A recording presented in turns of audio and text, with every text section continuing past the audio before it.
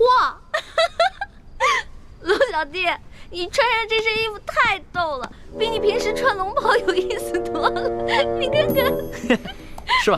我也觉得挺新鲜的。哎呀，得亏索大人不在，要是他在的话，非得被吓得屁滚尿流的，肯定不让咱们去冒险。哎，那个金蚕背心穿了吗？没有。你为什么不穿啊？你要是不穿的话，我不带你去啊。我骗你的，老大吩咐小弟的话，小弟怎么能不听呢？不信你摸摸。真的穿了？嗯。别摸那儿痒。还真穿了，好吧，那我们带你去。你知道吗？这次你亲自出马，可是我们比平时紧张的10倍还不止呢。我也是从小练武到大的，虽然武功呢没有你哥哥好，但跟你比起来差不多。吹牛！主子，臣得再提醒一遍，这抢劫官银可不是儿戏，臣会尽量保护主子的安全。但是如果真的发生什么意外的话，主子切不可恋战，必须在臣的掩护之下尽快撤离。你放心吧，我虽然喜欢冒险，但也不想当一个被当盗贼拿住，再被砍掉脑袋的窝囊废皇帝。哼，这样吧，到了那儿全听你的吩咐。好，为确保万无一失，还请主子把裘贵庄园的机关设计图和地形图再熟悉一遍。好，出发吧。这个龙小弟平时挺老成的，今天这么任性，难道是受了我的影响？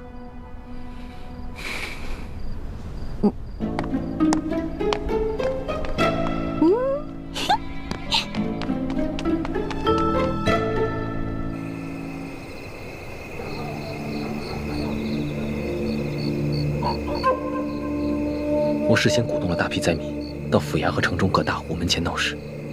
刘德昭调集了大批的兵力，正在忙着驱赶灾民。这边的守卫就只剩下裘贵自己培训的家丁了。哦，声东击西，调虎离山，做得好。等一会儿，巡逻外墙的守卫换岗，会有很短的一个时机。我们必须抓紧时间，冲掉那边的转角。那里是一个视线盲区。好。该你们去了，该你们了，来，你们去吧，放心吧，前点，来了，放心吧，来，快，冲过去。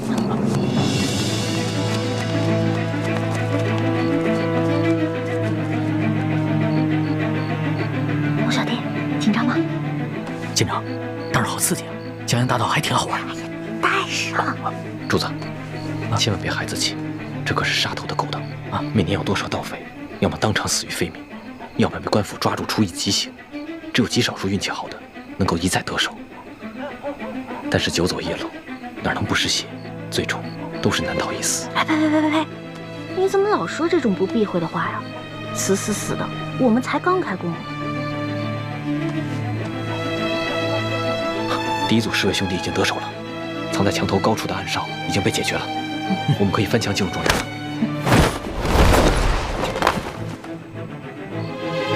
你们在这等着，我去探探。老大，你们刚刚不用把我架上来的，我平时也练过轻功，我自己可以的。你以为你是真龙啊？你还可以自己飞，得了吧你！记住我平时教你那些轻功的方法啊，下次没准能用得上，知道吗？知道了，老大最厉害。当然了，要不然怎么我是你老大呢？走。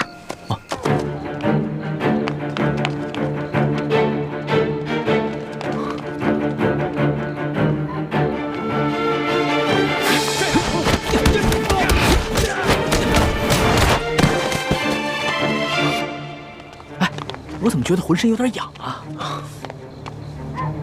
哎，是不是有人啊？主子别担心，他们是咱们从宫里带出来的侍卫，这2个是第2组。主子，我先带他们去解决守在银库门口的几条狗。欢梅，你带着主子来银库来跟我会合。路径图都记清楚了吗？当然了。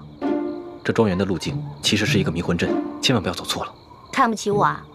不可大意，你自己走差了不要紧，以你的轻功自然能够脱身，可是主子就危险了。我是老大，我肯定能保护好我的龙小弟的啊。你们小心一点，我先走了。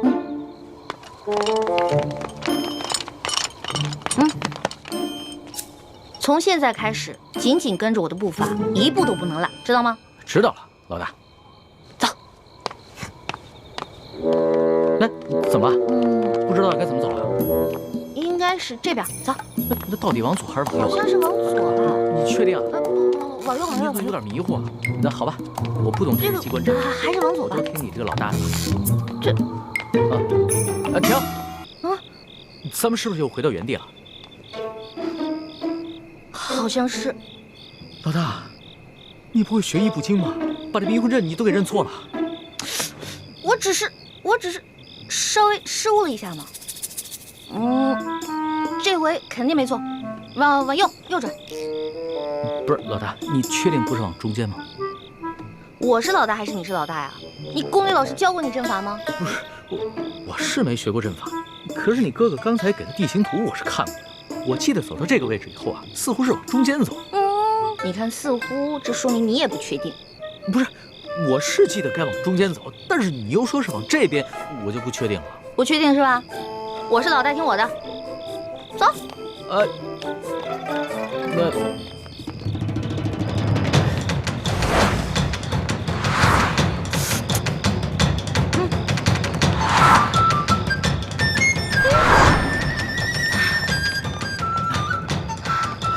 我确定，我们又回到原处了。我也确定这就是原处。不是，老大，我现在总算知道你为什么总不说你的师承来历了。感情是你的师傅们从来不让你在外头打他们的名号吧？你怎么知道的？不过我师傅说了，说我天资聪慧一点就通，我只不过差那么一点点的认真和努力。你哪是差那么一点点的认真和努力啊？我跟你说，你师傅没被你气死也算是上天垂怜了。不许取笑我，朱哥哥老取笑我，你不许取笑我，我是你老大，知道吗？好好好，小弟不敢取笑老大。老大，那咱们现在该怎么办啊？你刚才不说往中间走吗？啊，那就听你的呗，中间走走看呗。哎，那走吧。哎，走。哎，你们谁呀？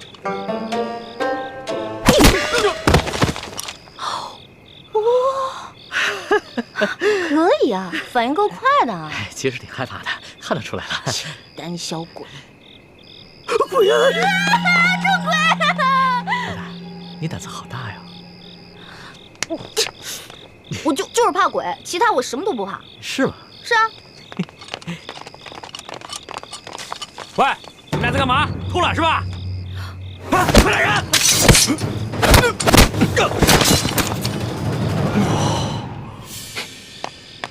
朱哥哥，还好你来救我们了。我看你们迟迟不来，我就知道你一定又犯糊涂了。前面挡路狗已经被我解决了，离他们换班还有半个时辰，抓紧时间。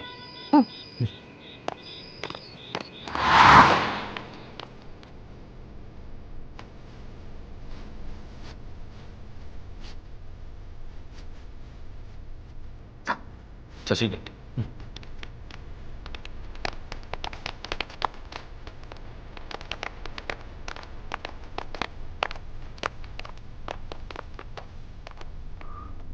我来。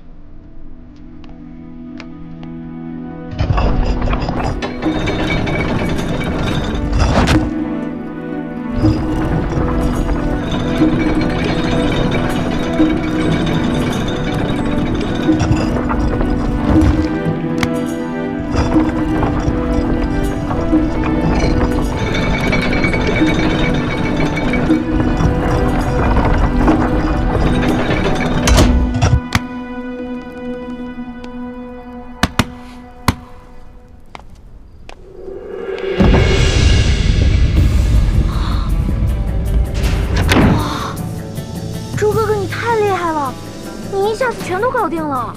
你呀，以前上课老是偷懒，现在知道自己学艺不精了。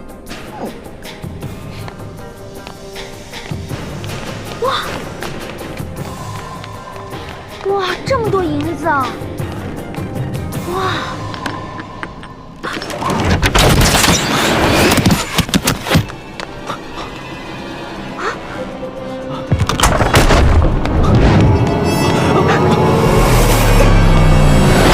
罗小弟，你没事吧？啊，我没事，幸亏你反应快，不然我现在只怕已……朱哥哥，对不起，刚刚都是我大意了。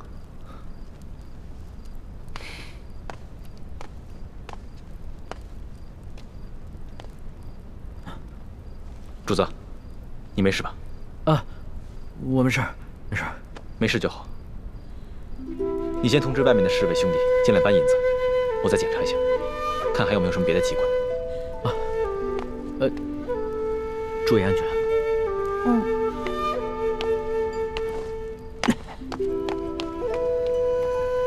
朱哥哥，对不起啊，我刚才真的不是故意的，你别再生气了。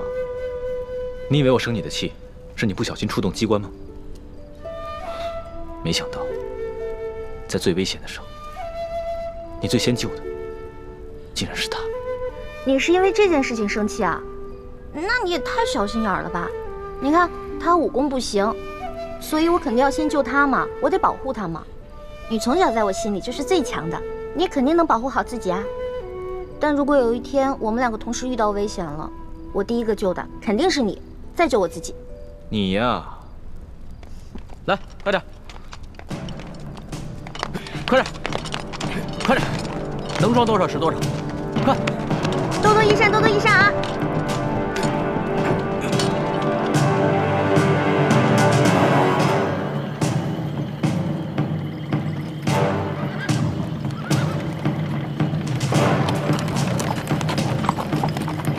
痛快，真是太痛快了！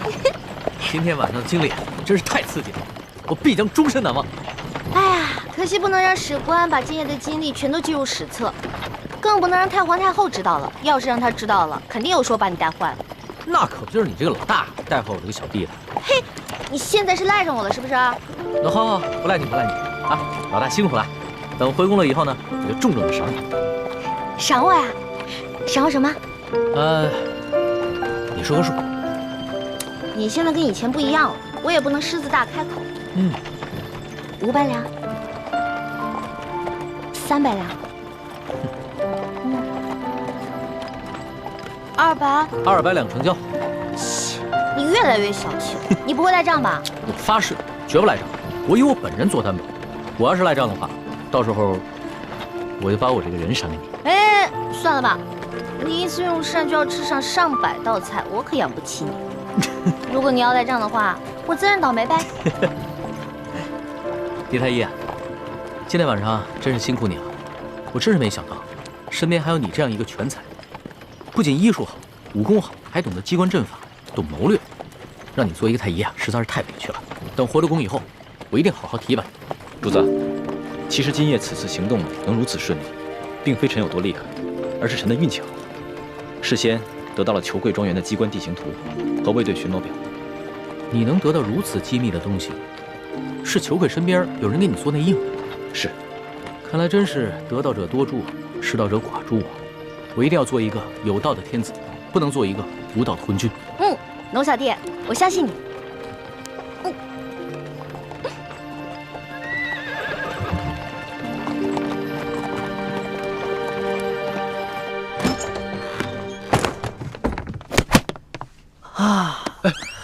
李公公得罪了。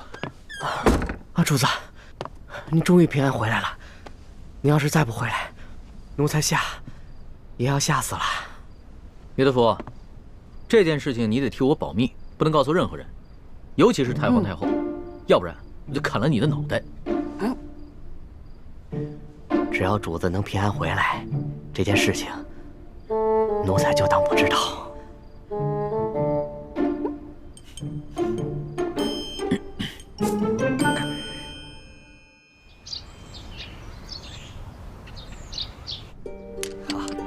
艾老板真是一个爽快之人啊！真是没问题，又财大气粗啊！哎，这样也没问题，对，说没错。艾老板大手好。老爷，银子都验过了，都是成色十足的官银。好，艾老板，真是诚信之人呐！我们商会已经准备好了1000担粮食，就在码头仓库里。如今银子已经交割完毕了，可以放粮了吧？那是自然啊，去，带着艾老板的手下到码头交割一下啊。是好的。跟我来，请，这边请。哎呀，艾老板，真是大善呐！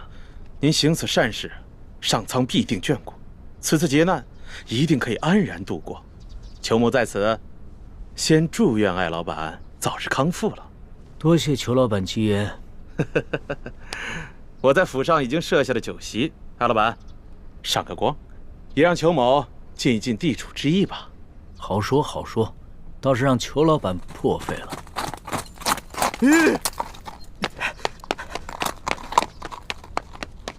老爷，不好了，老爷，老爷，不好了，老爷！慌什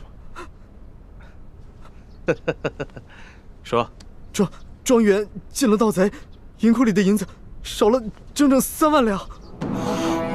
这3万两！你说什么？再说一遍。昨夜，庄园进了贼，盗走了3万两银子。你废话你！啊！这么大的事，现在才来报？报了，今儿4更天就发现出了事儿。庄园管事马上派人给老爷还有巡抚大人报信儿，可等到5更天没见回音，庄园管事就派出了第2批、第3批人报信，可还是没有回音。庄园管事意识到事情不妙，便让小人骑马绕行了10几里前来报信，这才顺利进了城。哎呀，这怎么这么不小心呢？怎么回事呀？这是怎么会出现这样的事情啊？艾老板，我那几批送信的人，不会是让你的人给劫了吧？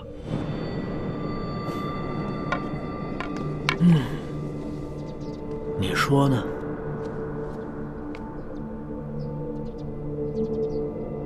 这么说，这批银子是从我庄子上劫的了？你说呢？你真是吃了雄心豹子胆了！去，把这件事报告给巡抚大人。是，来人，把他给我拿下，把他们抓。别嚎了，你外面那几条狗早就被我大哥解决掉了，嚎也没用了。你。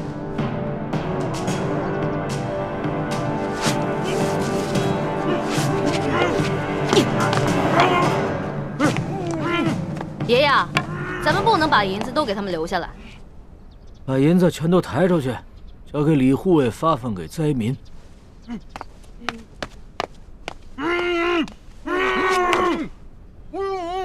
走吧，松儿。等一下。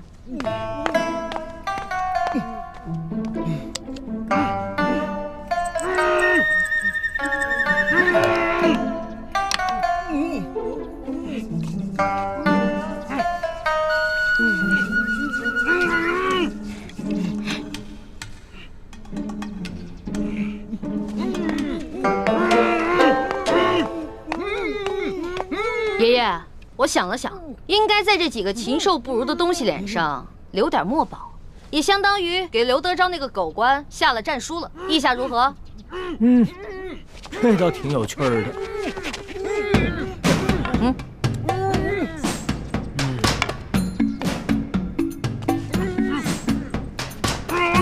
别动，再动的话，拿刀在你们脸上刻字了啊！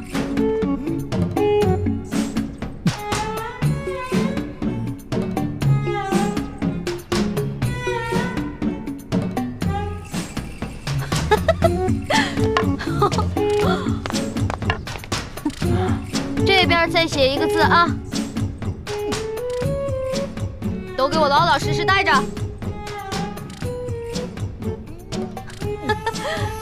好了。哎呀，不错不错，写完了。行了行了，别鬼叫了。知道我爷爷是谁吗？告诉你们，我爷爷的字那可是价值连城的，最好在你们脸上永远不要洗掉，给你们还有刘德昭敲个警钟，知道吗？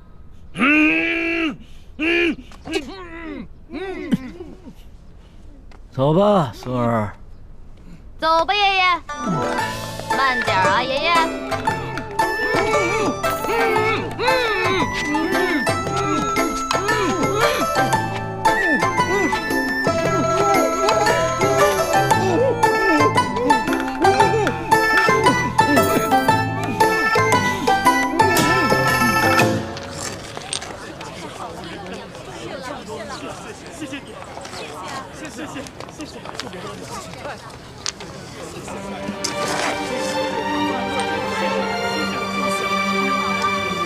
好，谢谢啊，终于有吃的了。艾老爷，谢谢您。艾老爷，您可是活菩萨呀，是吧，乡亲们？各位不必谢我，其实我也是皇上指派下来赈灾的。你们手上拿的粮食和银两，全都是朝廷调拨的赈灾银和赈灾粮。接下来，朝廷还会有更多的赈灾计划，帮大家重建家园，度过灾年。谢谢皇上，谢谢晚上。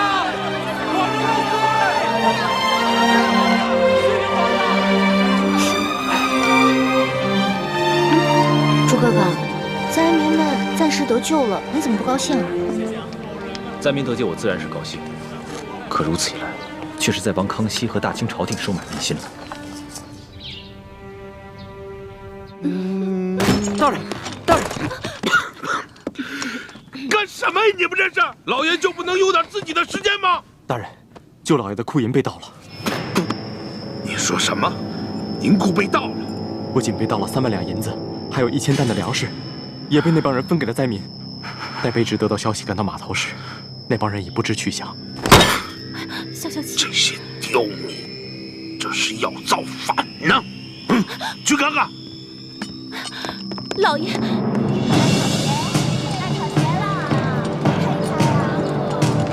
闪开！闪开！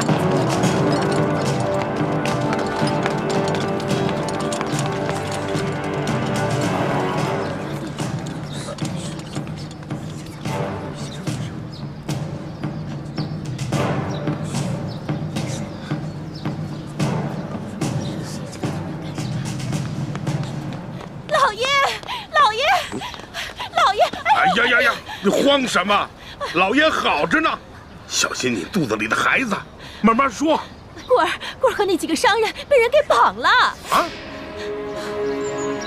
看看去。走。棍儿啊！知道轻点。棍儿啊！这是哪上当了？怎么不起来？这人怎么了？啊？哪个不要命的干的？你到底出啥事儿了？你倒是说话呀！你别吓我！你这是怎么了？来，先起来说啊！先起来！别碰我！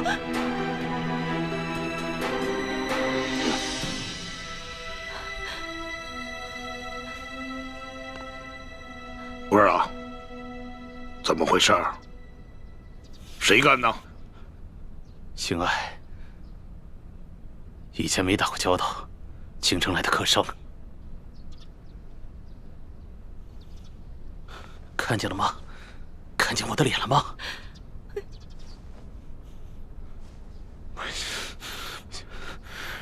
让我抓到他，我扒了他的皮！刘德昭，这事儿你必须得给他做主。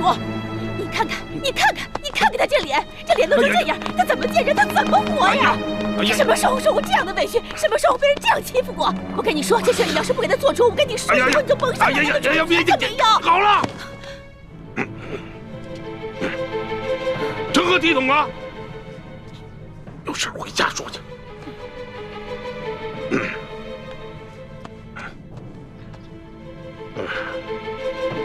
这真是吃了雄心豹子胆，居然敢在我小舅子头上动土啊！若是让本官抓住，非得给他碎尸万段了，扒了他的皮，给我喂狗去！你听见没有？这喂狗！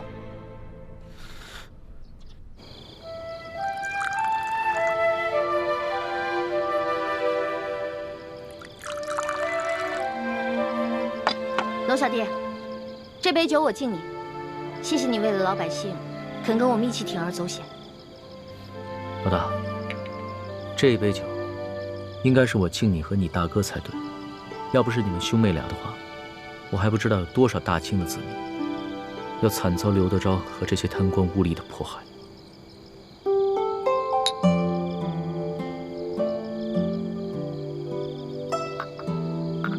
我现在一想到刘德昭跟裘贵那副嘴脸，肯定十分狼狈，我就觉得特别好笑。可是我笑不出来啊。这次出巡以来，我见到了太多平常在宫里连想都不敢想的事情。我在想，如果我们大清的官员每一个都如此贪赃枉法的话，那我们大清的江山还能长久吗？看到那些灾民收到一点点赈济的银两就三呼万岁，说实话，我很震撼，也很惭愧。我们大清的百姓是多么的善良，对官府的要求是多么的低微，而我们这些身居高位的人是多么的失职。龙小弟，为了刚才你说的这番话，我再敬你一杯。